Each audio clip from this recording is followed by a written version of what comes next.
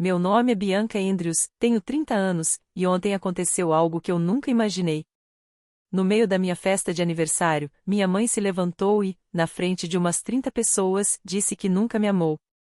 Ela estava com uma taça de vinho na mão, o batom impecável, e falou aquilo olhando direto para mim, como se estivesse lendo uma lista de compras. O ambiente ficou em silêncio total, os talheres pararam, alguém recebeu uma notificação no celular e o som pareceu um grito. Eu não chorei. Apenas dobrei meu guardanapo, me levantei, olhei para ela e sorri um sorriso de verdade, daqueles que aparecem quando algo dentro de você finalmente se liberta e disse: Obrigada, mãe. Obrigada pela sinceridade. Então eu saí. O som dos meus saltos no piso de madeira foi a única coisa que se ouviu naquele jardim. Na manhã seguinte, acordei com 53 chamadas perdidas, mas a ligação que mudou tudo não foi da minha mãe. Antes de continuar, se você está ouvindo isso, aproveita um momento para curtir e se inscrever, e me conta nos comentários de onde você está e que horas são aí. Quero saber onde você está enquanto escuta essa história. Agora, deixe eu voltar 6 meses no tempo, pro dia em que minha mãe ligou pro meu chefe. Brierfield, em Connecticut, é aquele tipo de cidade onde todo mundo acena para qualquer carro, mesmo sem saber quem está dirigindo. São cerca de 14.000 pessoas, uma rua principal, 2 igrejas e uma feira de produtores todo sábado, onde minha mãe age como se fosse a dona do lugar. Judith Andrews, 58 anos, vice-presidente da Liga Feminina Beneficente da Grace Baptistes. A mulher que leva a melhor comida em todo encontro, que organizam o teatro de Natal, o baile da primavera, o churrasco de 4 de julho. Só que, na verdade, quem organiza tudo sou eu. Faço isso desde os meus 14 anos.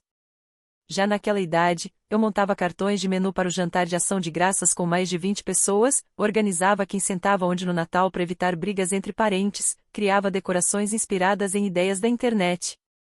Ficava acordada até 2 da manhã estudando e preparando tudo, porque minha mãe dizia que o do ano anterior tinha ficado com aparência barata.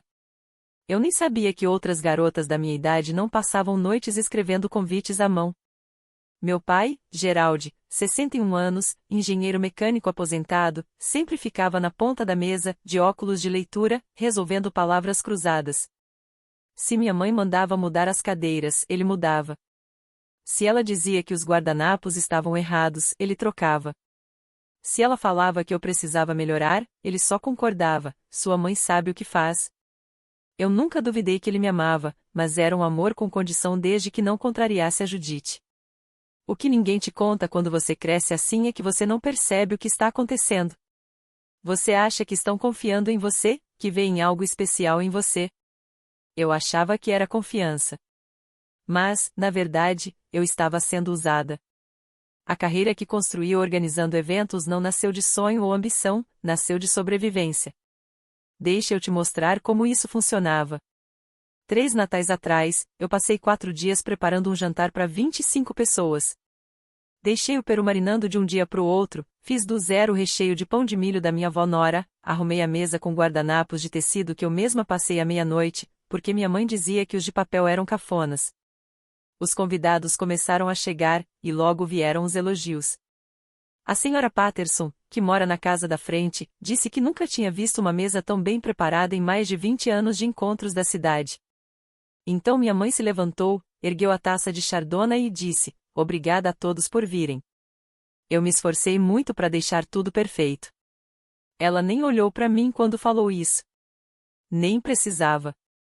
Todo mundo já achava que tinha sido ela. Eu olhei de relance para o meu pai, mas ele estava concentrado no prato, como se ali tivesse a resposta de alguma palavra cruzada. Eu tentei falar, só uma vez. Quando a maioria dos convidados já tinha ido embora e restava só a família, eu disse: na verdade, mãe, fui eu que planejei o cardápio esse ano. Ela pousou a taça devagar, daquele jeito calculado, como se quisesse que todo mundo percebesse. Não me envergonhe na frente dos convidados, Bianca. Convidados. Mas ali só tinha família. Só que, para Judith Andrews, qualquer lugar virava palco. Meu pai limpou a garganta, meio sem jeito. Ela só quis dizer? Eu sei exatamente o que ela quis dizer, Gerald. E ali a conversa acabou. Eu lavei a louça, guardei as decorações e fui embora às 23 horas pro meu pequeno apartamento. Ficava a 14 minutos dali, mas eu fiquei mais 20 parada no carro, no estacionamento, porque não tinha energia nem para entrar. Na manhã seguinte, mandei uma mensagem: Feliz Natal, mãe. O jantar estava lindo. Por que contrariar Judith Andrews sempre foi mais arriscado do que ser ignorada? 2 anos atrás, eu tentei impor um limite. Sentei na frente dela, na mesa de carvalho da cozinha, aquela que ela limpava todo domingo, e falei algo que eu tinha ensaiado por uma semana inteira no espelho do banheiro: Mãe, eu preciso que você me deixe cuidar das minhas próprias decisões de carreira. Ela inclinou a cabeça, sorriu e ficou em silêncio por 3 segundos, o que parece uma eternidade quando você está diante da Judith Andrews. Depois, pegou o celular. Em menos de 72 horas, começaram as mensagens. Tia Margarete: Bianca, sua mãe me ligou chorando. Disse que você está se afastando. Você está bem? Senhora Patterson, querida, sua mãe está muito magoada, ela só quer te ajudar. O diácono Harrison, da igreja Grace Baptistes: sua mãe é uma santa, Bianca. Não parta o coração dela. E meu pai, por mensagem: liga para sua mãe. Ela não dormiu. 4 pessoas, 4 conversas diferentes, mas todas com a mesma mensagem, como se tivessem recebido o mesmo roteiro. Minha mãe nunca discutia comigo diretamente. Nunca levantava a voz, nunca batia portas, nunca fazia escândalo. Porque isso deixaria provas. Seria algo concreto que eu poderia apontar. Em vez disso, ela agia nos bastidores. Transformava cada relação minha em um ponto de pressão. Ela não brigava comigo, fazia com que todo mundo brigasse por ela. Eu cedi em 3 dias. Liguei, pedi desculpa por ter exagerado. Ela aceitou com toda elegância, como sempre fazia. E tudo voltou ao que ela chamava de normal. E a normal significava uma coisa simples: eu fazia todo o trabalho, e ela ficava com o crédito. Meu pai apenas concordou com a cabeça. E, da próxima vez que pensei em falar alguma coisa, lembrei daquelas 4 mensagens, e fiquei em silêncio. Isso foi há 2 anos. Eu não tentei de novo até 6 meses antes de completar 30. Em janeiro, eu fui promovida. Coordenadora sênior de eventos na Whitfield & Lowe, a única empresa de planejamento de eventos em Brierfield que realmente tinha prestígio. Foram 4 anos trabalhando mais de 70 horas por semana, organizando mais de 50 eventos e sem uma única reclamação de cliente. Minha chefe, Dana Kowalski, de 33 anos, direta e sem paciência para besteira, me deu um novo cargo com um aperto de mão e um post-it onde estava escrito: Você mereceu isso. Não deixe ninguém diminuir. Naquela mesma noite, liguei para minha mãe. Eu estava sentada no carro, do lado de fora do escritório, ainda animada, ainda sorrindo. Mãe, fui promovida. Agora sou coordenadora sênior. 3 segundos de silêncio e eu contei. Que bom, querida. Mas é só organização de festa, não é? Fiquei olhando pro volante. Dava para ouvir ela lavando a louça ao fundo, sem nem pausar. É gestão de eventos, mãe. Clientes corporativos, casamentos, galas, eu sei o que é. Só não quero que você se ache demais por algo que, basicamente, você já fazendo para a família desde os 14 anos. E ali estava. Aquela forma sutil de me colocar de volta no lugar. Eu tinha subido um degrau, e ela já puxava a escada de volta para onde ela alcançava. Desliguei depois das formalidades de sempre e fiquei mais uns 10 minutos no carro. Minha mãe não estava irritada com a promoção, ela se sentiu ameaçada. Eu tinha conseguido crescer exatamente naquilo que ela me obrigou a fazer desde criança, só que agora alguém me pagava por isso, me reconhecia por isso e ela não podia levar o crédito. Aquilo a incomodava mais do que eu imaginava. O que eu não sabia é que, na semana seguinte, ela já tinha começado a agir. Não falou comigo, nem com meu pai, falou com meus clientes.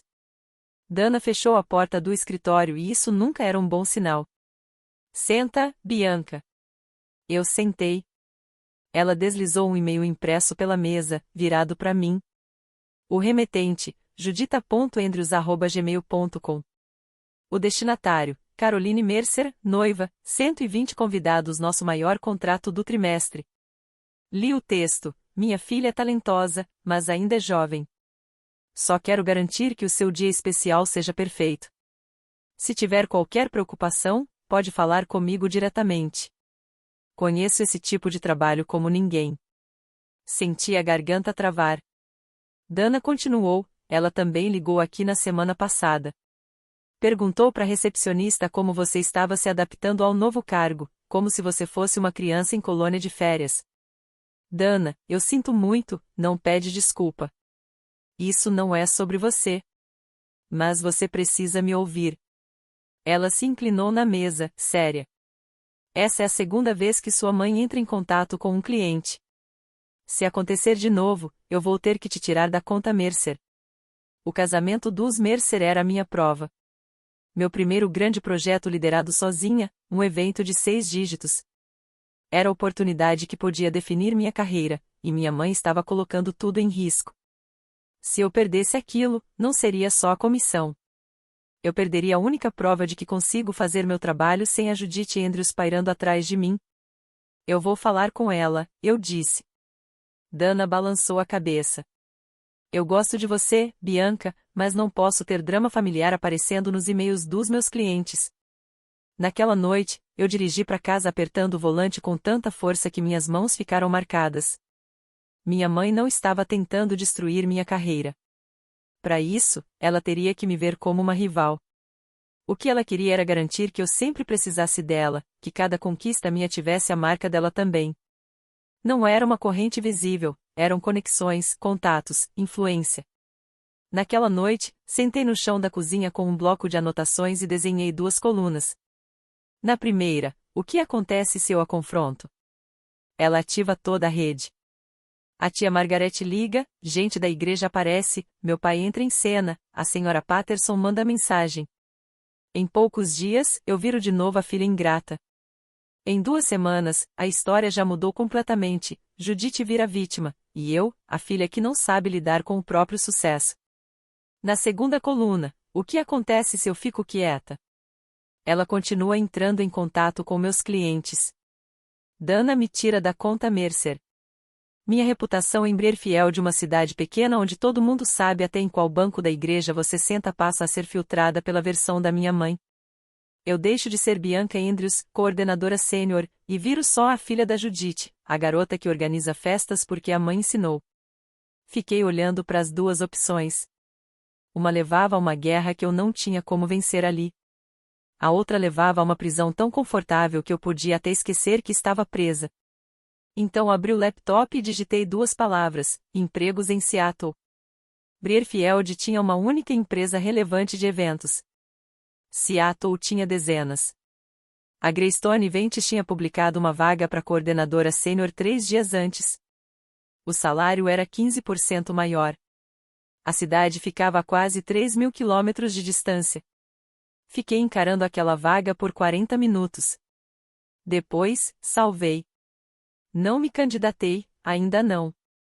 Porque sair de Brierfield não significava só me afastar da minha mãe. Significava deixar meu pai, que todo domingo às 19 horas me ligava para falar da palavra cruzada que não conseguiu terminar. Significava deixar a Dana, que tinha lutado pela minha promoção. Significava admitir que 30 anos numa cidade onde eu organizei todas as celebrações não foram suficientes para garantir um lugar à mesa. Eu não estava presa por correntes. Estava presa por relações.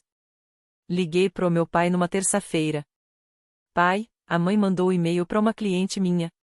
Disse para a senhora Mercer que eu ainda estou aprendendo e se ofereceu para intermediar. Silêncio. Eu conseguia ouvir a TV ao fundo, algum programa de pesca que ele assistia toda noite, enquanto minha mãe lia no outro cômodo. Ela só se preocupa com você, filha. Pai, ela mandou e-mail para minha cliente. Isso não é preocupação. Isso é sabotagem. Não use essa palavra. Ela é sua mãe. Eu encostei o celular na testa, tentando manter a calma. Respirei fundo. Pai, você entende o que acontece se minha chefe me tirar dessa conta? Eu perco minha credibilidade. Perco o primeiro projeto que eu estou liderando sozinha. Ele respondeu, eu vou falar com ela. Não vai. Você vai dizer que eu estou chateada, e ela vai me ligar para explicar por que eu não deveria estar. Ele ficou em silêncio de novo. Mais tempo dessa vez. O som do programa de pesca continuava ao fundo. Então ele disse algo que eu nunca tinha ouvido antes, porque, se ela não está no controle, ela não sabe quem ela é. Eu fiquei sem ar. Meu pai, Gerald Andrews, o homem que passou 35 anos entregando o controle de tudo para a esposa, acabou de admitir em poucas palavras que sempre soube disso. E quem eu sou, pai? Mais uma pausa. A mais longa de todas. Eu não tenho uma boa resposta para isso. Nos despedimos. Coloquei o celular no criado mudo e fiquei olhando pro teto. Do jeito mais gentil possível, meu pai tinha acabado de me dizer que a identidade da minha mãe importava mais do que a minha, e ele falou aquilo quase como um pedido de desculpa.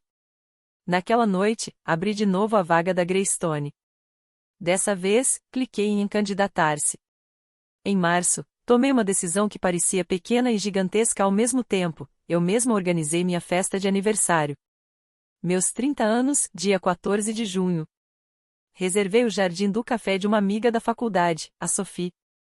Montei o cardápio bruschetas, espetinhos de camarão grelhado, um bolo de limão com buttercream que eu vinha aperfeiçoando há 2 anos. Convidei 30 pessoas, colegas de trabalho, amigos da faculdade, vizinhos, e minha família. Minha mãe, meu pai, a tia Margarete. Não pedi opinião da minha mãe. Não mandei o menu para aprovação. Não perguntei qual toalha ela preferia. Pela primeira vez em 30 anos, Judith Andrews seria apenas convidada, não a diretora do evento. Foi a Margarete quem contou para ela. A ligação veio numa quarta-feira à tarde. Eu estava no escritório, revisando o mapa de lugares do evento dos Mercer, quando meu celular tocou. Bianca, você está organizando uma festa sem me avisar? Estou avisando agora. Você está convidada. Isso não é a mesma coisa. Você não me consultou. É meu aniversário, mãe. A voz dela mudou, ficou mais grave aquele tom que ela usava quando queria que você sentisse o peso da situação. Tudo o que você faz reflete na nossa família. O que as pessoas vão pensar quando descobrirem que eu não fui consultada sobre a festa de 30 anos da minha própria filha? Vão pensar que eu organizei meu próprio aniversário. 3 segundos de silêncio, e a ligação caiu. Ela desligou. Fiquei parada na mesa por 1 minuto inteiro, o celular ainda na mão, esperando a adrenalina baixar. Minhas mãos tremiam não de medo, mas de algo que eu não sentia há muito tempo. Eu tinha dito não para Judith Andrews, e o mundo não desmoronou. Ainda não. As próximas 48 horas me mostraram tudo o que eu precisava saber. Na manhã de quinta-feira, a Sophie me ligou. Bianca, sua mãe ligou aqui no café. Ela queria mudar a disposição das mesas e perguntou sobre a carta de vinhos. E o que você disse para ela? Eu disse que o evento estava no seu nome e que qualquer mudança precisava passar por você. Ela não gostou. Naquela quinta-feira à noite, minha mãe já tinha acrescentado 5 nomes na lista de convidados. Todas mulheres da Grace Baptistes, amigas de almoço, pessoas que ela sabia exatamente como posicionar. Mulheres que iam sentar à mesa e, sem perceber, validar a versão dela da história, a versão em que Judith sempre estava no centro. Eu poderia ter dito não. Poderia ter ligado para Sophie e cortado aqueles nomes. Mas não fiz. Parte de mim, aquela parte que passou 16 anos organizando cadeiras e antecipando conflitos, entendeu algo antes mesmo de eu conseguir colocar em palavras. Cada pessoa que ela colocava ali era uma testemunha. Eu ainda não sabia do que, mas deixei ela encher a sala mesmo assim. Na sexta-feira, meu pai ligou. Sua mãe só quer se sentir incluída. Deixa ela cuidar do bolo, filha. O bolo já está pronto, pai. Só o bolo. Uma coisa. Dá isso pra ela. Pai, por que ela precisa controlar meu aniversário? Ele soltou um suspiro longo, cansado, aquele som de alguém que desistiu de responder essa pergunta há muito tempo. Só mantenha a paz, Bianca. Manter a paz. O lema da família Andrews. Que, na prática, sempre significou a mesma coisa, manter sua mãe confortável, custe o que custar. O bolo já está pronto, eu repeti. Desligamos. Mandei mensagem para Sophie, mantenha os convidados extras. Deixa eles virem. minha mãe estava aumentando o público. Ela só não fazia ideia ainda de qual tipo de apresentação ela estava ajudando a montar. Na semana anterior à festa, ela entrou em ação. Não o tipo de trabalho que envolve escritório, mas aquele que envolve telefone, círculo de oração e a habilidade de reescrever uma história antes mesmo dela acontecer. Na terça, minha tia Margarete ligou. Bianca, sua mãe disse que você está afastando ela do seu aniversário. Ela passou a noite inteira acordada, isso é verdade? Ela está convidada, tia. Vai estar na mesa. Ela pode vir. Mas ela disse que você não pediu ajuda. É meu aniversário. Eu que organizei tudo. Para ela isso é a mesma coisa. E era. Porque, na cabeça da Judith Andrews, não me pediram ajuda significava não me deram controle. E a não me deram controle significava eu não existo. Na quarta, a senhora Patterson mandou mensagem: querida, sua mãe parece muito magoada. Talvez deixe ela ajudar um pouco. Na quinta, a esposa do diácono Harrison deixou um recado de voz: a Judith contou no grupo de oração que está perdendo você. Estamos orando pela sua família. Foram 5 pessoas naquela semana. 5 vozes diferentes repetindo a mesma coisa. Nenhuma delas me perguntou o que tinha acontecido. Nenhuma quis ouvir o meu lado. Todas já tinham recebido a versão da Judith Andrews e o veredito já estava pronto. Eu respondi tudo do mesmo jeito: minha mãe está convidada. Ela é bem-vinda. Sem discutir. Sem explicar. Sem me justificar. Porque eu já tinha passado por isso antes. 2 anos atrás, quando tentei impor um limite, ela usou o mesmo método e eu desmoronei em 3 dias. Dessa vez, eu só deixei as mensagens virem, e não peguei nenhuma das pedras que ela estava jogando. Minha mãe já estava em cena. A festa ainda nem tinha começado, mas ela já estava garantindo que o público soubesse exatamente qual papel deveria interpretar. Na noite antes do meu aniversário de 30 anos, meu pai ligou às 21 horas em ponto. Filha, você não pode só deixar sua mãe ajudar em alguma coisa? Só uma coisa, as flores, talvez. Dá isso pra ela. Pai, por que ela precisa controlar o meu aniversário? Eu ouvi a respiração dele do outro lado da linha. A TV estava desligada e isso significava que ele estava sentado em algum canto silencioso da casa, tentando falar rápido antes que ela aparecesse. Ele tinha, no máximo, 3 minutos de privacidade. Porque se ela não estiver comandando, ela vai encontrar outro jeito de fazer tudo ser dela. Aquilo ficou no ar. Ele tinha dito de um jeito direto, mais direto do que eu já tinha ouvido do Gerald Andrews na vida. Você sabe que ela tem um problema, pai. Silêncio. Depois, bem baixo. Eu sei. E então ele continuou, como se finalmente tivesse aberto uma porta que ficou trancada por décadas. Ela abriu mão de tudo quando teve você. O trabalho de professora, as amigas de Danbury, a mãe dela dizia que era isso que esposa fazia. E ela acreditou. E, em algum momento, essa família virou a única coisa que ela podia apontar e dizer: isso aqui é meu ponto. Eu fiquei quieta. Então eu sou um objeto? Você é a prova dela. Aquilo doeu de um jeito estranho, porque não era raiva. Era constatação. Isso não é a mesma coisa que ser filha, pai. Eu cobri os olhos com a mão. Aquilo foi a coisa mais honesta que ele já tinha me dito. E, ao mesmo tempo, a mais triste. E eu, pai? Quem eu sou fora de ser a prova dela? Ele demorou. Eu não tenho uma resposta boa para isso, eu também me fiz essa pergunta uns 10 anos atrás. Ainda estou tentando descobrir. Nos despedimos. Fiquei sentada na beira da cama por um bom tempo. Meu pai tinha acabado de admitir que a Judith Andrews tinha engolido os 2. E o pedido de desculpas dele era simples: dizer a verdade, sem fazer nada para mudar. No dia seguinte era meu aniversário. E eu não fazia ideia do que ia acontecer.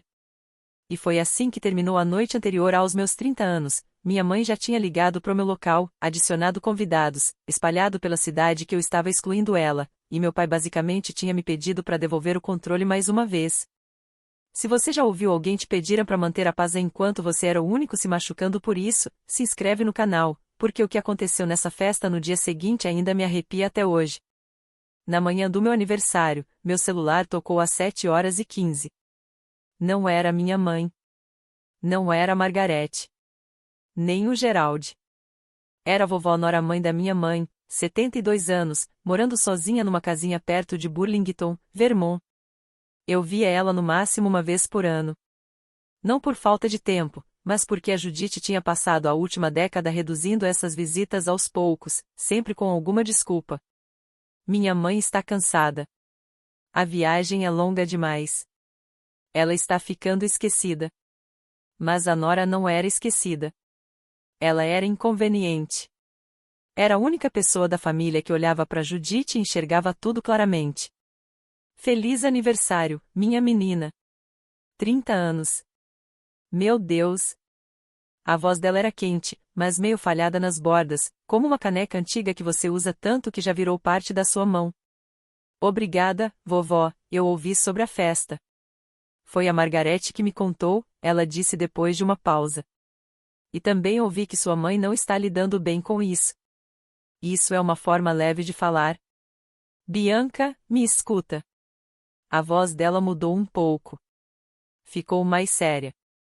Sua mãe, ela é minha filha, e eu amo ela.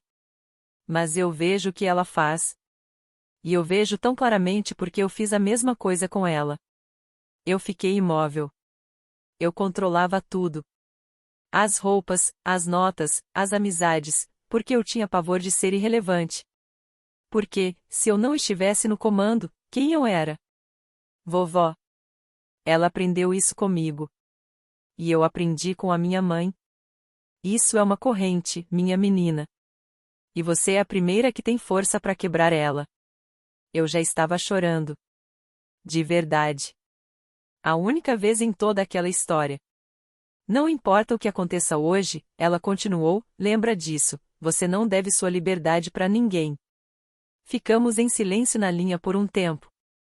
Só respirando do outro lado. Depois eu desliguei, enxuguei o rosto, passei maquiagem e saí de casa rumo à minha própria festa carregando algo que eu nunca tinha tido antes. Permissão. Da mulher que começou tudo, para finalmente encerrar. Dana já estava no Reino de Eve quando eu cheguei. Ajustava as luzes penduradas no jardim com uma prancheta debaixo do braço. Aniversariante não monta a própria festa, ela disse sem nem virar. Velhos hábitos, hábitos ruins. Ela se virou para mim. Me olhou de um jeito direto, sem rodeios. Eu vi seu LinkedIn, Bianca. Meu estômago despencou. Você se candidatou para Greystone Events em Seattle. Dana, eu ia te contar. Ela levantou a mão. Você não me deve explicação nenhuma. A Greystone é ótima. A Caroline Marsh toca aquela empresa com mão firme. Ela fez uma pausa. Eu já liguei para ela. Você o quê? Eu disse que você é excelente. Disse que você liderou o projeto Mercer sem um único erro, mesmo com sua mãe tentando sabotar tudo por fora. E disse que qualquer empresa que te contratar vai ter sorte. Eu fiquei olhando para ela, sem conseguir reagir. Aquela mulher, minha chefe, minha amiga, a única pessoa em Brierfield que tinha visto o que minha mãe fazia e nomeado aquilo em voz alta, tinha acabado de abrir uma porta para mim sem eu pedir. Dana. Mas eu quero que você vá porque você escolheu ir. Não porque alguém te empurrou para fora. Ela apontou de leve. Isso é diferente. Eu assenti. Eu decido depois de hoje. Ótimo. Ela encaixou mais uma luz na estrutura. E ouve bem, o que acontecer hoje, seu lugar aqui continua sendo seu. Enquanto você quiser. Eu ouvi. Ela apertou meu braço de leve e voltou para as luzes. Fiquei ali no jardim, com as luzes piscando acima de mim e as mesas já montadas com os caminhos amarelo-limão que eu mesma escolhi. Eu tinha uma avó que finalmente tinha me contado a verdade, uma chefe que estava do meu lado, e uma sala prestes a encher de gente. Tudo o que faltava era minha mãe acender o fósforo. Os convidados começaram a chegar às 18 horas. A Sophie tinha se superado. O jardim do café estava irreconhecível, mesas de ferro alinhadas em uma única fileira longa, velas de vidro tremulando no centro, jasmim subindo pela parede do fundo. O cardápio estava em quadros de giz apoiados nas mesas. Bruschetas, espetinhos de camarão, crostini de vegetais assados, e o bolo de limão com buttercream, coberto por uma redoma de vidro perto do bar. E, pela primeira vez, eu estava rindo. Rindo de verdade. Minha amiga da faculdade, Tess, tinha vindo de Baltimore. Marcos, meu colega de trabalho, trouxe a esposa e uma garrafa de champanhe. A Dana estava sentada perto da cabeceira da mesa, sempre com um olho na entrada do jardim. E ali estava a parte mais estranha de todas. Pela primeira vez na vida, eu estava na minha própria festa, e não estava organizando nada. Não estava checando o forno, nem conferindo lista, nem contando lugares na mesa. Eu estava sentada. Minha mãe chegou com 20 minutos de atraso. Ela entrou pelo portão do jardim usando um vestido envelope verde esmeralda, brincos chamativos refletindo as luzes penduradas, exatamente no mesmo tom que eu tinha dito para ela na semana anterior quando perguntou o que eu ia vestir. Cabelo impecável, maquiagem completa. Ela não entrou, ela desfilou. Minha filha, ela abriu os braços. 30 anos já. O abraço durou tempo demais. 4 segundos a mais do que o normal. O suficiente para 3 pessoas pegarem o celular e registrarem. O suficiente para todo mundo ali entender exatamente qual imagem ela queria deixar. Meu pai veio logo atrás, 2 passos mais lento, casaco cinza, mãos nos bolsos. Ele beijou meu rosto e murmurou: "Feliz aniversário, filha." Minha mãe escolheu o lugar dela no centro da mesa exatamente onde podia ver todo mundo e ser vista por todos. Sem perguntar nada, ela moveu 2 marcadores de lugar. Ela não veio para minha festa como convidada. Ela veio como uma versão melhorada de mim. O jantar começou com brindes calorosos. Marcos levantou a taça e falou que eu era o tipo de pessoa que conseguia organizar um furacão em formato de cronograma. Todo mundo riu. Minha mãe riu mais alto que todos. E então começaram as correções. Quando a Tess mencionou o casamento dos Mercer, minha mãe se inclinou levemente. "Ah, aquele quase deu problema, ainda bem que eu liguei para a senhora Mercer para resolver as coisas." A faca da Dana parou no meio do caminho. Quando a Sophie serviu os espetinhos de camarão, minha mãe provou um e comentou alto, como quem analisa um relatório: "Está bom, mas eu teria usado mais raspas de limão." O alho ficou pesado. Quando uma vizinha perguntou da minha promoção, minha mãe respondeu antes de mim: "Ela está indo bem. Eu ensinei tudo o que ela sabe sobre receber pessoas. Isso vem de mim." Cada frase caía como um ajuste fino. Não era grito, não era ataque direto. Era pior. Era uma erosão constante, precisa, como se ela estivesse lixando minha presença até sobrar só a versão dela. A mão da Dana encontrou a minha embaixo da mesa. Apertou forte uma vez. Eu apertei de volta. As mulheres da Grace Baptistes concordavam com a cabeça. Elas conheciam a Judith há anos. Aquela era a versão oficial da nossa família, a mãe dedicada, a filha talentosa ainda aprendendo, o pai silencioso e tranquilo. Eu olhei pro meu pai. Ele comia o crostini com a atenção de alguém que já tinha aprendido há muito tempo que o lugar mais seguro naquela mesa era atrás de um prato.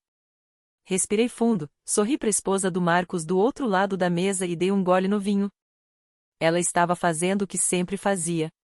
Pegando crédito, me corrigindo, lembrando a todos que eu só existia em relação a ela. Só que, dessa vez, tinham 35 pessoas assistindo. E dessa vez, eu estava prestando atenção. Os pratos foram retirados. A Sophie trouxe o bolo de limão com uma única vela. Eu pedi só uma, porque 30 já parecia um desfile. Todos começaram a cantar. Eu assoprei a vela e fiz um pedido que vou guardar para mim. Então minha mãe se levantou. Ela bateu na taça de vinho com um garfinho de sobremesa. O som curto e metálico cortou o jardim como um sino. As conversas pararam aos poucos. Posso dizer algumas palavras? A mesa se ajeitou automaticamente. Sorrisos se voltaram para ela. Era o esperado. A mãe da aniversariante fazendo um brinde. Algo normal. Carinhoso. O tipo de coisa que mães fazem.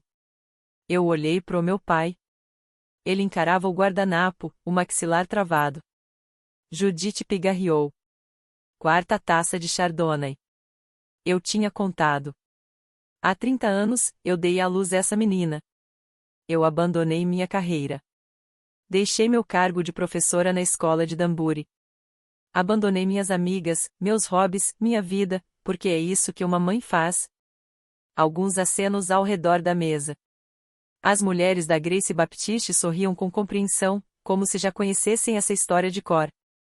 Eu coloquei tudo nessa família.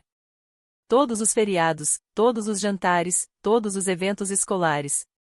Eu garanti que ela tivesse o melhor de tudo. A voz dela ainda era firme, mas começava a rachar nas bordas. E eu conhecia aquele tom. O tom que aparecia tarde da noite, depois de vinho demais, quando a atuação começava a falhar e algo mais cru escapava. E o que eu recebo em troca? Uma filha que organiza uma festa pelas minhas costas. Uma filha que agora se acha boa demais para a própria mãe.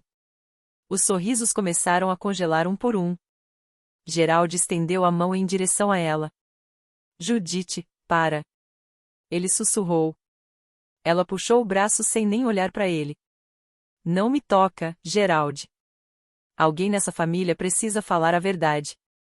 Então ela virou o rosto para mim. Não para os convidados. Não para a mesa. Para mim. E disse: para ser sincera, Bianca, nós nunca te amamos. Não do jeito que você queria. Não do jeito que você acha que merece. O jardim não ficou só quieto. Ficou sem som nenhum. Um silêncio pesado, físico, como se tivesse pressão no ar. Um copo foi colocado na mesa. O som pareceu enorme. Judith continuou. Os olhos já estavam brilhando demais, a mão levemente trêmula segurando a taça, mas a voz não falhava. Você sempre foi demais. Demais independente. Demais determinada a provar que não precisava de mim. Parabéns. Conseguiu. Eu ouvi a tia Margarete soltar um suspiro curto, quase engasgado, como uma porta batendo por dentro do peito dela. Meu pai fechou os olhos. As mãos dele estavam coladas na mesa, pressionando como se tentasse manter o mundo no lugar. A senhora Patterson estava de boca aberta. Não em choque completo, mas em reconhecimento. Como alguém que finalmente ouve em voz alta uma coisa que suspeitou por anos, mas nunca quis admitir. As luzes continuavam piscando. O cheiro de jasmim ainda estava doce no ar. O bolo de limão da Sophie continuava intacto no centro da mesa, com a única vela levemente torta em cima dele. E eu estava sentada na minha cadeira, na minha própria festa de aniversário, diante de 35 pessoas, sentindo algo que eu não esperava. Não era dor. Não era raiva. Não era o colapso que eu tinha passado a vida inteira temendo. Era outra coisa. Como se uma porta tivesse se aberto. Minha mãe tinha dito aquilo em voz alta. Ali. Na frente de testemunhas. Das amigas da igreja. Dos meus colegas de trabalho. Da minha chefe. Dos vizinhos. Aquilo que eu sempre soube, mas nunca consegui provar. E isso, de algum jeito, me libertou. Dobrei o guardanapo devagar, passei o dedo na dobra como quem alisa uma decisão. Afastei a cadeira. As pernas arrastaram no piso de pedra e todas as cabeças viraram ao mesmo tempo. Eu me levantei, e sorri. Não um sorriso ferido. Não um sorriso amargo. Um sorriso de quem finalmente encaixou uma peça que ficou solta por anos. Obrigada, mãe. Ela piscou, confusa. Obrigada pela sinceridade. Olhei ao redor da mesa. 35 rostos me encarando. Alguns chocados. Outros em lágrimas. Outros completamente congelados, com o garfo no ar, como se qualquer movimento quebrasse o momento. Obrigada a todos por terem vindo. De verdade. Peguei minha bolsa na cadeira, joguei no ombro e comecei a andar. Sem correr. Sem bater portão. Sem olhar para trás. O som do salto bateu no deck de madeira, depois na pedra do caminho, depois na calçada. Cada passo parecia o ponto final de uma frase que eu passei 30 anos tentando terminar. Atrás de mim, o silêncio durou 5 segundos. Então eu ouvi a voz da Dana, firme, clara, atravessando o jardim. Aquela mulher acabou de dizer para a filha que nunca amou ela, na frente de todo mundo, e ela agradeceu. Eu já estava passando pelo portão. Não ouvi mais nada.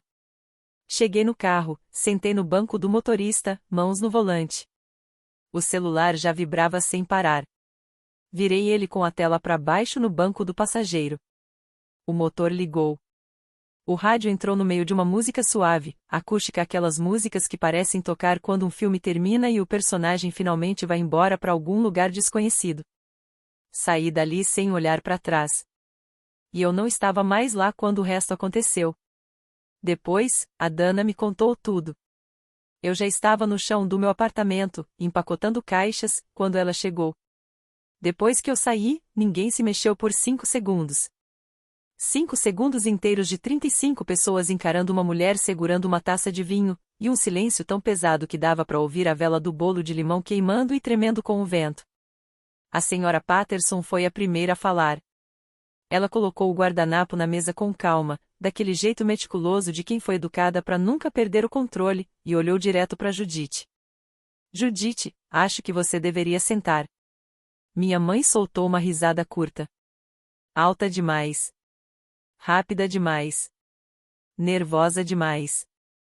Ela sempre foi dramática assim. Ela vai voltar. Ela sempre volta.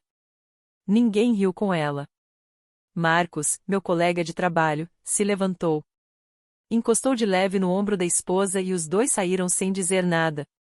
Depois a Tess. Depois o casal da rua de baixo. Eles foram saindo aos poucos, em pequenos grupos, em silêncio, saídas discretas que diziam muito mais do que qualquer discussão. A tia Margarete se inclinou em direção a Judith. A voz dela era baixa, mas a Dana estava perto o suficiente para ouvir.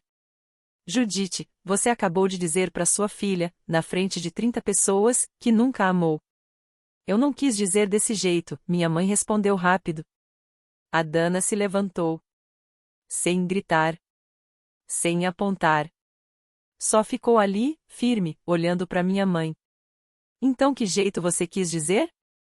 Judith abriu a boca. Mas não saiu nada.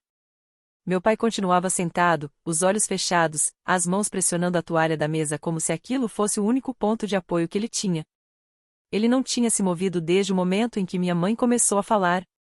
A Dana pegou a bolsa, caminhou até o portão, e parou antes de sair. Bianca Andrews é a profissional mais competente com quem eu já trabalhei. Ela merecia muito mais do que isso. E foi embora. A festa acabou ali. O público tinha visto o espetáculo, e a atriz principal ficou sem roteiro. Eu dirigi até meu apartamento, apaguei as luzes e sentei no sofá no escuro. Não chorei. Eu já tinha chorado naquela manhã, com minha avó no telefone. E naquele momento não sobrou mais nada para sair. O que eu senti foi outra coisa. Leveza. Não aquela leveza poética, mas física mesmo.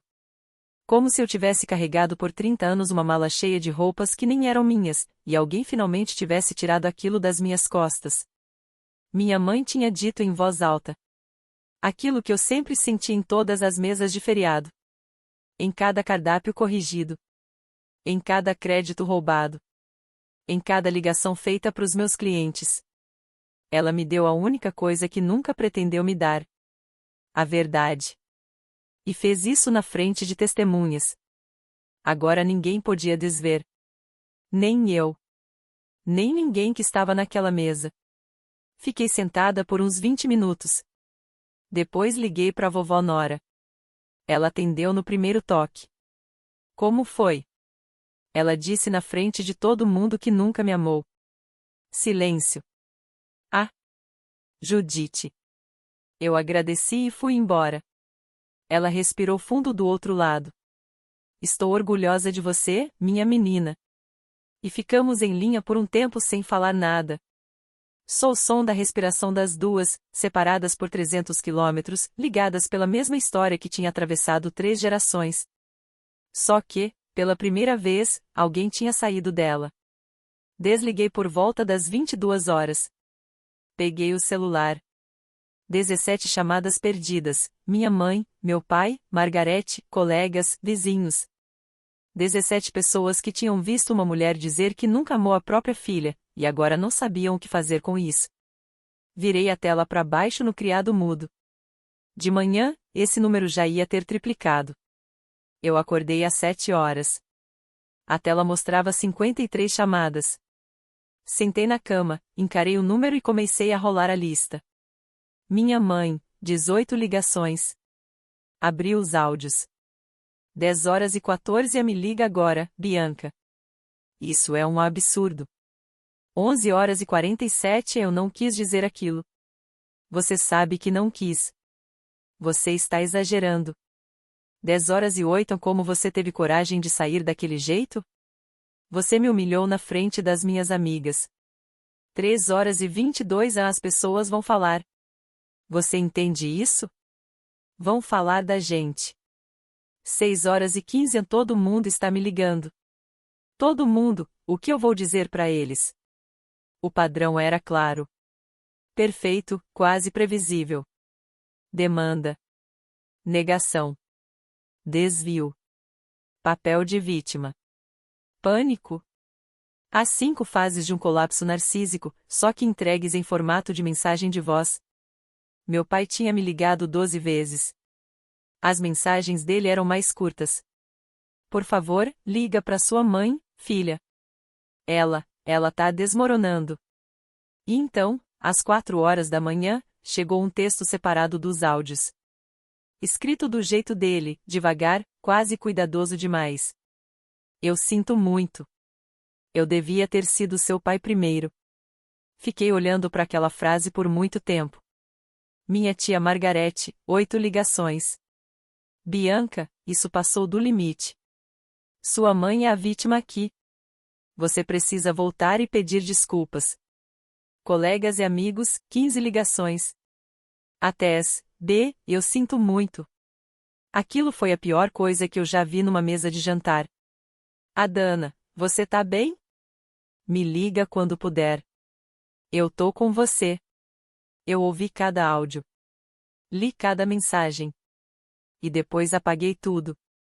Tudo, menos o do meu pai. Esse eu salvei numa pasta chamada Evidência. Não para um processo.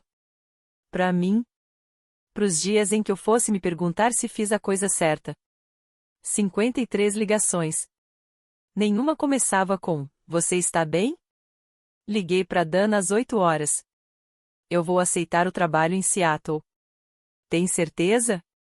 Tenho. Não por causa de ontem à noite. Eu olhei pela janela da cozinha. A árvore de bordo no estacionamento estava começando a brotar.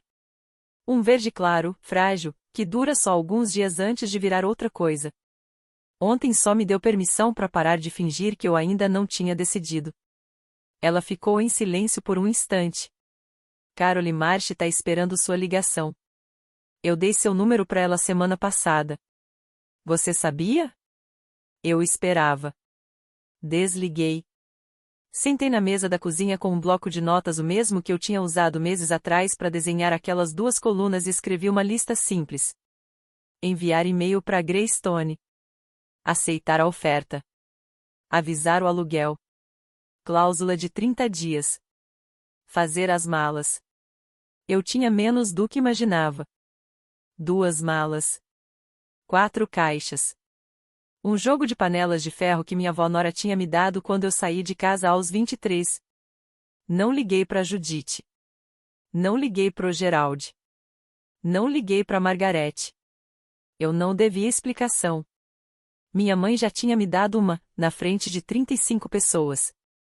Ao meio-dia, eu já tinha aceitado a oferta da Greystone, avisado o proprietário do apartamento e começado a embrulhar pratos em jornal. Às 3 da tarde, entreguei minha carta de demissão na Whitfield em Endilow. A Dana assinou, me abraçou no estacionamento e não disse nada. Porque não precisava dizer. Às 6, eu estava no meu apartamento meio vazio, comendo um pad Thai de delivery. E, pela primeira vez na vida adulta, meu celular estava em silêncio. Não porque ninguém estava ligando, mas porque eu desliguei. E aquele silêncio não parecia ausência. Parecia uma janela aberta depois de anos trancada. Naquela mesma semana, minha mãe fez o que sempre soube fazer melhor: controlar a narrativa. A Dana me contou os detalhes depois, juntando pedaços de fofoca da cidade e algumas conversas diretas com pessoas que estavam na festa. A versão da minha mãe tinha sido lapidada até virar uma pedra lisa, apresentável. Eu bebi demais. Eu não quis dizer aquilo. A Bianca entendeu errado. Ela sempre foi sensível. Mas não funcionou. A senhora Patterson, que tinha sentado na frente dela em jantares da Grace Baptistes por mais de 20 anos, respondeu sem rodeios. Judith, eu ouvi exatamente o que você disse. Todos nós ouvimos. Álcool não coloca palavras na sua boca. Só tira o filtro. Na semana seguinte, a reunião da Women's Charitable League aconteceu como sempre. Só que dessa vez, minha mãe não foi convidada para presidir. Nem para falar. Ela sentou na terceira fileira enquanto outra pessoa lia a ata que ela mesma escrevia há 11 anos. No fim da segunda semana, o corredor de fofocas da igreja, aquele que ela tinha passado a vida inteira ajudando a construir, já tinha mudado de direção. Ela não estava sendo condenada. Era pior. Estavam tendo pena dela. Coitada da Judith, você acredita que ela disse isso para a própria filha? E para alguém que construiu a identidade inteira sendo o centro de todas as salas, isso era intolerável. Pena não é rejeição aberta. Pena é quando você para de liderar a conversa, e vira o assunto dela. A Margarete me ligou mais uma vez nesse período. A voz dela já não tinha a mesma firmeza. Bianca, eu acho que talvez eu tenha errado em algumas coisas. Demorei para responder. O que mudou, tia Margarete? Ela respirou do outro lado da linha. Ela virou contra mim depois de um brunch em que ninguém apareceu. Ela me olhou e disse, isso é culpa sua, você devia ter ligado para eles. Ela disse, bem-vinda ao meu mundo. Eu concordei em encontrar meu pai uma última vez antes de ir. Não na casa. Eu não conseguiria atravessar aquela porta de novo. Não por ódio, mas porque cada canto daquela casa parecia um museu da minha antiga versão. O corredor onde eu passava madrugadas passando guardanapo. A cozinha onde eu ouvia Não Me Envergonha na frente dos convidados. Nos encontramos no diner da El Street, aquele com bancos de vinil rachado e um café que parece ter sido passado na época do governo Clinton. Ele parecia velho. Não cansado. Velho. Como se as últimas 2 semanas tivessem envelhecido ele em 5 anos. Sua mãe quer que eu te leve de volta para casa, ele disse. Eu não vou voltar, pai. Eu vou para Seattle. A xícara dele parou no meio do caminho até a boca. Seattle, isso são 3.000 quilômetros. Eu sei. Ele pousou o café e segurou a xícara com as 2 mãos, como se estivesse segurando algo que podia desabar. Quando? Sexta. Ele assentiu. E continuou assentindo. Aquele tipo de movimento que as pessoas fazem quando tentam transformar choque em aceitação. Então os olhos dele encheram de água.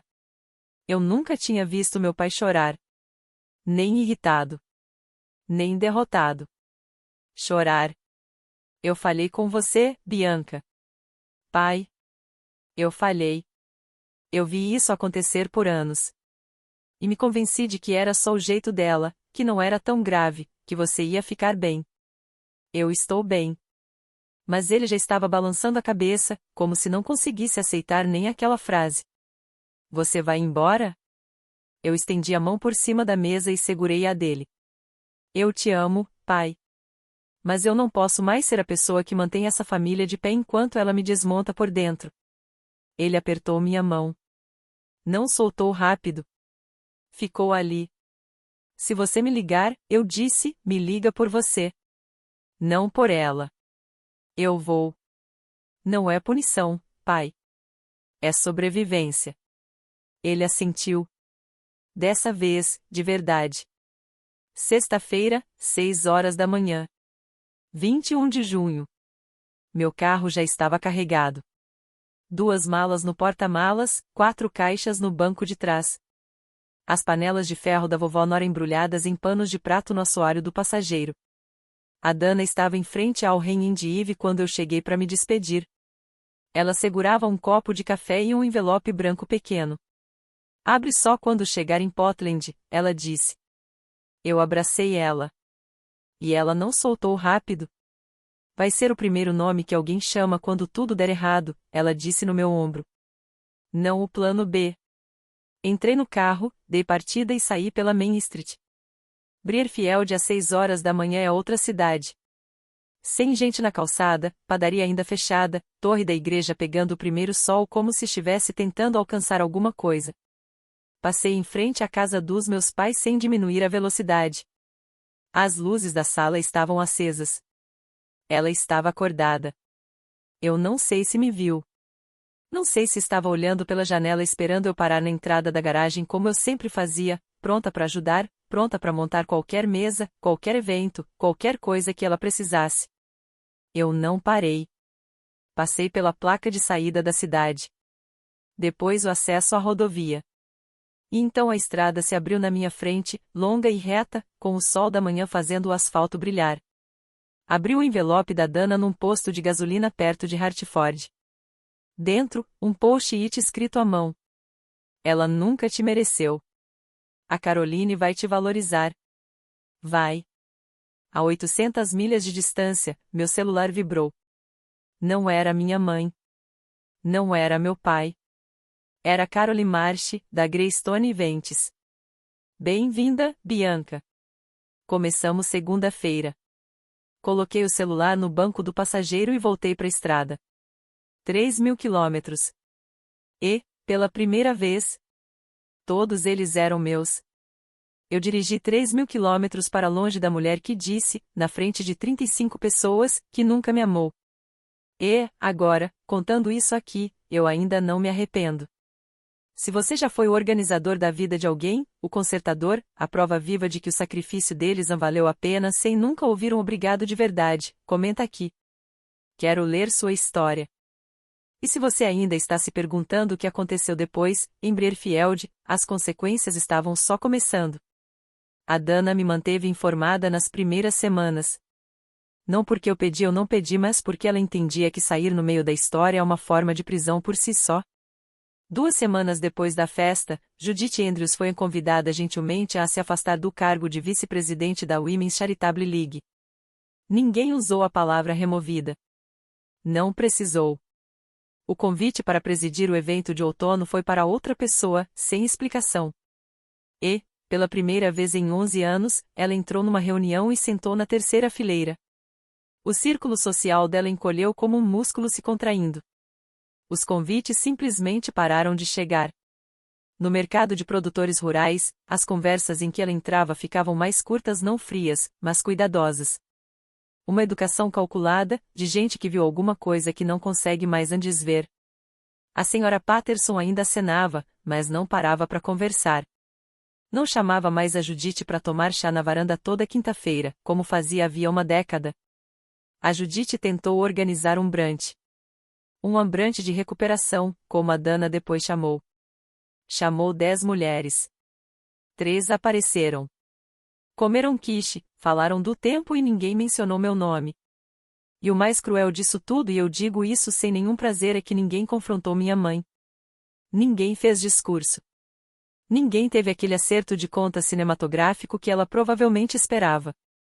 Elas só se afastaram. Em silêncio. Do jeito que as pessoas fazem quando percebem que alguém que elas admiravam estava apenas interpretando um papel o tempo todo. Para uma pessoa narcisista, esse silêncio é pior do que briga. Briga tem energia. Tem oposição. Tem história. Silêncio não tem nada. Só uma terceira fileira vazia, e uma quiche sem elogios. Enquanto isso, meu pai começou a pescar aos sábados de manhã. Sozinho. Pela primeira vez em 35 anos, o Gerald Andrews fez alguma coisa sem perguntar antes para Judith. A Margarete me ligou no começo de julho. Eu estava desempacotando as últimas caixas num estúdio em Capitol Hill, Seattle. Era pequeno. Uma janela virada para um beco, uma bancada que também era mesa, e uma escada de incêndio onde eu já imaginava colocar uma planta. Bianca. A voz dela não tinha mais aquela urgência de sempre. Não tinha crise. Não tinha missão. Só, ela. Eu te devo um pedido de desculpas. Sentei na beira da cama. Por que agora? Porque depois daquela noite, eu vi o Brant. O que ninguém foi. Ela virou para mim e disse: isso é culpa sua, Margarete. Você devia ter ligado para eles. Ela respirou. E eu pensei, ela faz isso comigo agora. Ela fazendo isso comigo há 30 anos. Eu só não queria ver. Eu fiquei em silêncio. Eu sei disso agora. Pausa. Dava para ouvir a respiração dela do outro lado. E, pela primeira vez, não parecia uma fala ensaiada. Eu fui mensageira dela desde antes de você nascer. Sempre que ela precisava transferir culpa para alguém, era para mim que ela ligava. E eu atendia. Ela soltou uma risada curta, sem humor. E agora eu disse que precisava de espaço. Ela me chamou de egoísta. Parece familiar, eu respondi. Silêncio. Desculpa, Bianca. Eu devia ter entendido antes. Encostei na parede. Do outro lado da minha janela, duas pessoas discutiam por uma vaga no beco. Sons comuns. Sons pequenos. O tipo de barulho que não tem nada a ver com Judith Andrews. Me liga de novo em um mês, tia Margarete. Mas por você. Não por ela. Eu vou. Desligamos. Voltei a desempacotar. No fundo de uma caixa, encontrei a panela de ferro da vovó Nora, embrulhada no mesmo pano de prato que eu usava desde a faculdade. Coloquei no fogão. Temperei. Fiz ovos. Algumas heranças valem a pena manter. Seattle não era um paraíso, e eu quero ser honesta sobre isso. Na minha primeira semana na Greystone Ventes, eu jantei sozinha todas as noites sopa de lata, arroz e qualquer legume em promoção do mercado. Meu estúdio tinha uma corrente de ar que entrava pela janela, que eu cobria com uma toalha até conseguir pagar uma vedação decente. Eu não tinha amigos ali. Não tinha ligação de domingo. E eu percebi que estava me encolhendo toda vez que o telefone tocava, um reflexo que só notei quando, pela primeira vez, ninguém mais estava ligando. Mas existiam as manhãs. Meu primeiro evento solo na Greystone foi um coquetel corporativo para uma ONG de tecnologia. 60 convidados, rooftop, um duo de cordas ao vivo. A Caroline Marsh me apresentou ao cliente com uma frase simples. Essa é a Bianca Andrews, nossa nova coordenadora sênior. 4 palavras. Sem justificativa. Sem ela ainda está aprendendo. Sem ela puxou isso da mãe. Só meu nome e um cargo que eu tinha conquistado. O evento saiu perfeito. Sem um único problema. Depois, o cliente apertou minha mão e disse: onde você estava escondida? Eu sorri. Connecticut. Comecei terapia em agosto. Com a doutora em um consultório silencioso e um relógio que parecia fazer mais barulho do que as próprias perguntas. Na segunda sessão, ela me fez uma pergunta que ninguém nunca tinha feito. O que você quer, Bianca? Não o que esperam de você. Não o que alguém precisa que você queira. O que você quer? Eu chorei. Porque a pergunta era simples demais, e mesmo assim eu nunca tive espaço para responder. Eu quero ser vista, eu disse. Por alguém que não esteja me pontuando o tempo todo. Ela escreveu aquilo no bloco. E, pela primeira vez na vida, algo que eu disse em voz alta não foi usado contra mim. Liberdade não parece voar. Parece aprender a respirar sem pedir permissão. A mensagem chegou numa quarta-feira no fim de julho, 6 semanas depois de eu ter ido embora. Gerald Andrews. Sem introdução. Sem a sua mãe quer que eu diga. Só. Fui ao lago hoje. Peguei 2 trutas. Pensei que você ia querer saber. Fiquei olhando pro celular por um minuto inteiro. Em 30 anos, meu pai nunca tinha me mandado uma mensagem que não passasse pela Judith. Toda ligação tinha sido autorizada. Toda visita, encaixada na agenda dela. Todo eu te amo vinha com interferência. Aquilo ali era só peixe. E, de alguma forma, era a coisa mais verdadeira que ele já tinha me enviado. Respondi. Que bom, pai. Me manda uma foto. 2 minutos depois, chegou. Ele em pé na beira de um lago que eu não reconhecia, segurando uma truta com as 2 mãos, sorrindo de um jeito que eu não via desde criança. Ele estava com uma flanela que eu nunca tinha visto antes, não era escolha da minha mãe. Amassada, confortável, simples demais. Ele parecia leve. Salvei a foto e nomeei o arquivo, pai_pescando_Júlio. Não perguntei da minha mãe. Ele não mencionou ela. E, pela primeira vez, o espaço entre nós não tinha mais as instruções da Judith Andrews. Era só um pai e uma filha, separados por 3.000 quilômetros, trocando foto de um peixe. Naquela semana, a gente trocou mais 3 mensagens sobre trutas, sobre o clima em Seattle, sobre uma palavra de cruzadinha que ele não conseguia resolver. 7 letras. Antigo termo nórdico para liberdade. Eu respondi, Freele. Ele mandou de volta, você sempre foi inteligente. Naquela mesma noite, minha mãe ligou pro Geraldo 13 vezes perguntando com quem ele estava falando.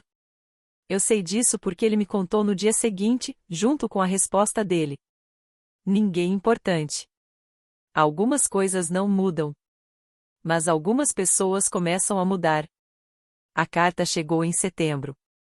Um envelope de verdade, cor creme, com a letra da minha mãe inclinada na frente e o endereço de Brierfield escrito naquele cursivo cuidadoso dela. Eu já tinha me mudado para um apartamento maior, um quarto em Fremont, com uma varanda de frente para uma padaria. Eu conseguia sentir cheiro de croissant às 6 da manhã. Era o despertador mais bonito que eu já tive. Abri a carta na mesa da cozinha. 2 páginas frente e verso. A primeira página e meia era exatamente o que eu esperava. Eu estava estressada naquela noite. Bebi demais. Você sabe que eu não lido bem com Chardonnay. Você organizou a festa sem me avisar e eu me senti excluída. Se você tivesse me deixado ajudar, nada disso teria acontecido. Explicação. Justificativa. Culpa espalhada em cada parágrafo como uma rachadura fina numa porcelana. Mas aí vieram as últimas 3 linhas. Eu não durmo bem ultimamente. A casa está silenciosa. Eu sinto sua falta. 3 frases. E eu acreditei em todas. Minha mãe sentia minha falta. Eu não duvidava disso. Mas ela não sentia falta de mim. Ela sentia falta da versão de mim que dizia sim. Da versão que passava guardanapo a ferro de madrugada e depois ainda ligava para dizer que o jantar tinha sido lindo. Da versão que nunca corrigia na frente dos outros. Da versão que deixava ela ser o centro de qualquer sala e segurava a luz para ela. Essa versão não existe mais. Eu li a carta 2 vezes. Depois dobrei, coloquei de volta no envelope e deixei na gaveta do criado mudo. Não respondi. Não naquele dia. Eu queria sentir aquilo por inteiro antes. Queria ter certeza de que, quando eu respondesse, se eu respondesse, não fosse a menina que eu fui quem escrevia, mas a mulher que eu estava me tornando. Respondi em outubro. 1 página só. Sentei na mesa da cozinha com um café na mão e a voz da vovó Nora na cabeça. Você não deve sua liberdade a ninguém. E escrevi o que eu realmente queria dizer. Mãe, eu li sua carta. Eu acredito que você sinta minha falta, mas sentir falta de alguém não é o mesmo que amar alguém. Você disse, na frente de 35 pessoas, que nunca me amou. Eu não estou pedindo para você voltar atrás. Estou pedindo para você encarar isso. Pensar no que te levou a dizer aquilo e no que isso custou. Não para mim, para você. Se você quiser falar comigo, essas são as condições, nada de ligar no meu trabalho. Nada de usar o pai ou a Margarete como mensageiros. Nada de contar a sua versão para a igreja antes de eu ouvir a minha. Me liga diretamente. Fala comigo. Não sobre mim. Eu não estou fechando a porta, mãe. Estou te dizendo qual porta usar. Eu não estou te punindo. Estou me protegendo. E isso é diferente. Assinei. Fechei o envelope. Fui até a caixa de correio da esquina da minha rua, aquela azul, do lado da padaria, e deixei lá dentro. Depois fui trabalhar. 4 semanas passaram. Nenhuma resposta. Nenhuma ligação. Nenhuma mensagem. Na primeira semana eu ainda checava a caixa de correio todo dia. Depois dia sim, dia não. Depois parei. Eu tinha dito o que precisava dizer. O silêncio dela era uma resposta por si só. E eu estava aprendendo a lidar com respostas que não vinham embaladas em resolução. Até que, numa terça-feira à noite de novembro, uma mensagem apareceu no celular. Judith Andrews. 6 palavras. Eu li. Não concordo com tudo, mas li. Não era desculpa. Não era virada de filme. Não era mãe iluminada ao som de música emocional. Era um começo. E começo é bagunçado. Dezembro agora. 6 meses desde aquela festa de aniversário. Eu estou em um salão de hotel no centro de Seattle, ajustando um arranjo de mesa para um gala beneficente que a Greystone está preparando há 3 meses. 70 mesas. 400 convidados. Um quarteto de jazz afinando atrás de uma cortina de seda. O tipo de evento que eu costumava imaginar enquanto passava guardanapo na cozinha da minha mãe, de madrugada. Meu celular vibra. Olho a tela. Gerald Andrews. Atendo. Oi, filha. Só queria te desejar boa sorte hoje. Pausa. Sua mãe não pediu para eu ligar. Eu sorrio. Obrigada, pai. Peguei outra truta no fim de semana passado. Grande dessa vez. Me manda foto depois. Mando. Te amo, garota. Também te amo. Desligo. Guardo o celular no bolso. Olho ao redor do salão. As mesas estão postas. As velas acesas. As flores exatamente onde devem estar. Peonias e eucalipto, branco e verde suave. Eu escolhi tudo. Ninguém corrigiu. Ninguém tomou crédito. Ninguém disse que o alho estava forte demais ou que o guardanapo parecia barato. Meu nome está no programa. Bianca Andrews, coordenadora sênior de eventos, Greystone Events. Só meu nome. Mais ninguém. Eu ainda me assusto quando meu telefone toca às vezes. Ainda faço terapia com a doutora Yun toda semana. Ainda guardo a carta da minha mãe numa gaveta. E as fotos de pesca do meu pai numa pasta. Ainda estou aprendendo quem eu sou quando não estou organizando a vida de ninguém. Mas hoje, esse gala, essas 400 cadeiras, essas 70 mesas, essas flores que eu escolhi.